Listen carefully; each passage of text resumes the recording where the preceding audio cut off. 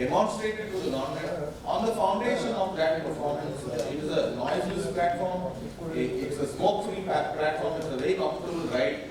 So on that foundation, we won an order for 13 more vessels, and in the coming year and in the next year, you will be seeing these 13 vessels also flying on the river. We are also in the autonomous vessels category in 3 domains. There is the sub-sea, then the surface, and of course we are having drones landing on the platforms too. And we have developed a particular vessel called Jaldur, which does facilitate underwater communications for NSTL also. To further our program with technology adoption, we are also embracing AI and robotics to increase efficiency, not only in the shop floor but also in the design. There are a lot of processes of design which we are using AI and in this we are tapping the startup ecosystem in the country. We have several programs in which we award projects to these startups. We fund them and then we take it through, we handhold them till they are able to deliver. These are young guns, young engineers from across the country who come to GRC and we mentor them and we fund their projects. So in order to improve efficiencies, we've got now robotic welding machines, we've got robotic painting machines.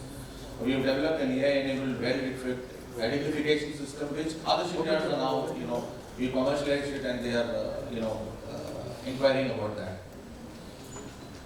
So we built, we are of course building for India, but we are also making for the world.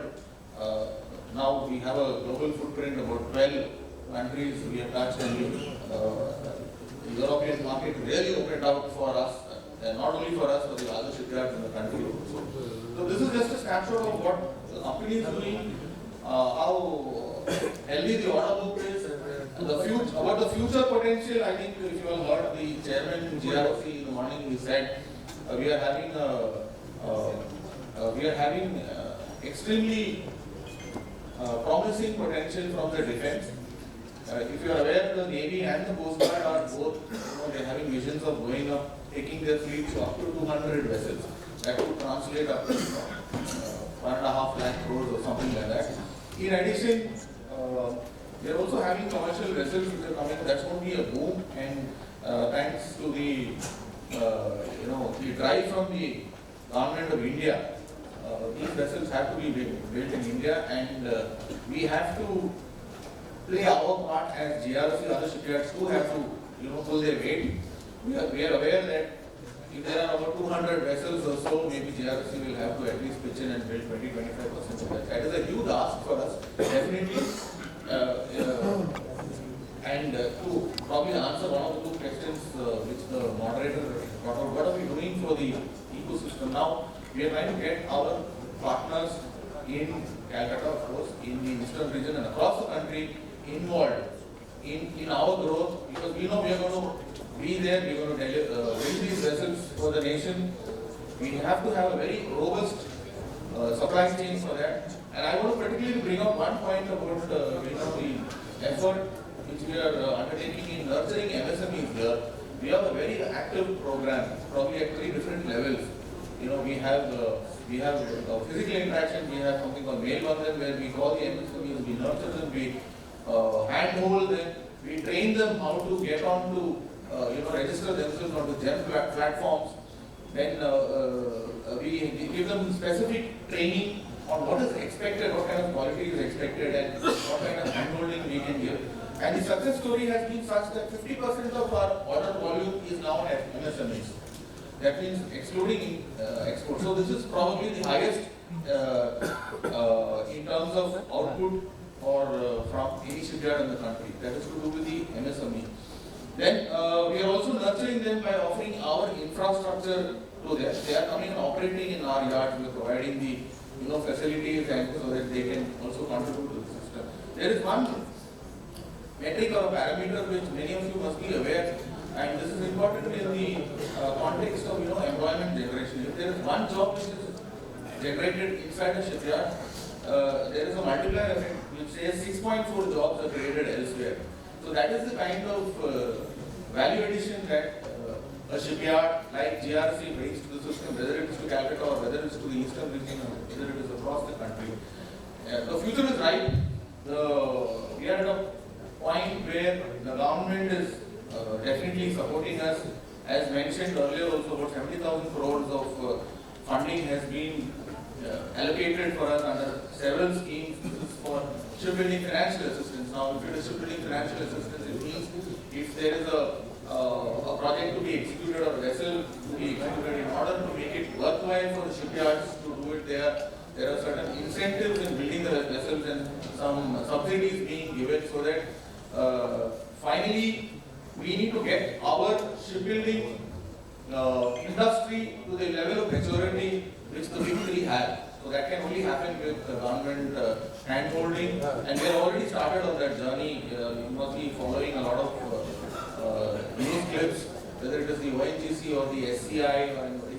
While the benchmark price is definitely ambitious, the delivery timelines are ambitious, but with this kind of government hand-holding with respect to shipbuilding financial assistance, or even the shipbuilding development scheme, where there is a lot of money, up to 50,000 crores is being pumped into for brownfield and greenfield expansion. So I must tell you that shipyards across the country are definitely applying for this, and it is just a matter of time where I feel that Garden Bridge shipyard will expand not only in Calcutta, but we will also expand into other geographical regions, maybe on the west coast or maybe somewhere on the east coast. It is just a matter of time, or we are already having plans and we are engaging with the concerned people. So probably if there are any more questions, we can handle it because questions we will take later on. Okay. And thank you. Thank you very much. Thank you very much. So before we go to the internal discussion, I would request Mr. Raman Datta to highlight of what Ripley is thinking about dry docking, ship repairing or shipbuilding in the east. Over to you.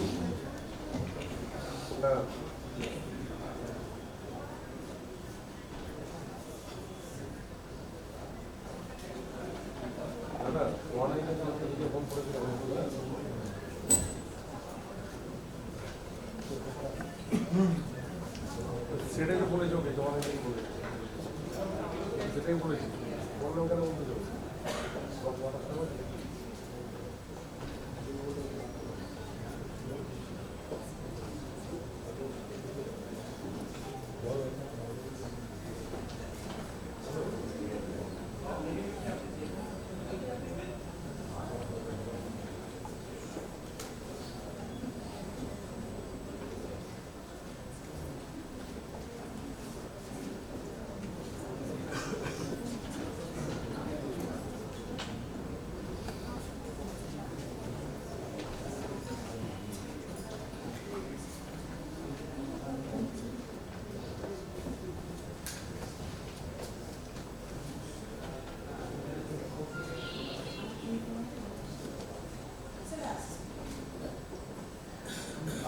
Very good afternoon, and at the very outset, I would like to thank BCC&I for giving the Ripley Group to present what we intend to do in the near future in development of the shipyards, and of course in the production of the green facilities, but mainly the green gas.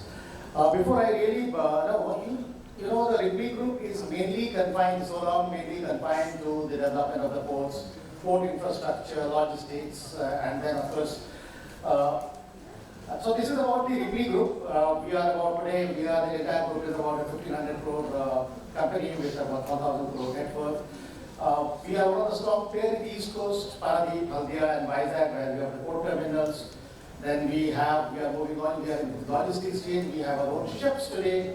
Ripley Group has 5 Panamaxes, which are doing a substantial coastal movement of coal from the mines to the southern power plants. We are also doing overseas trade. And before that, we are the first to provide transloading solutions to Kolkata Port. The Kolkata Port is suffering from the draft constraints. Ripley Group is the first to have introduced the floating train facilities with the barges that helps Kolkata Port to get the full loaded Panamaxes and the Cape sites during a major part of the season, during the fair weather season, when Kolkata Port is able to handle today 165,000 ton vessels. So from there, we have a large number of verticals, port operator, terminal operations, shipboarding, transshipment, barges. we are into the logistics, postal movement by RSR, then commodity trading, and what our contribution today is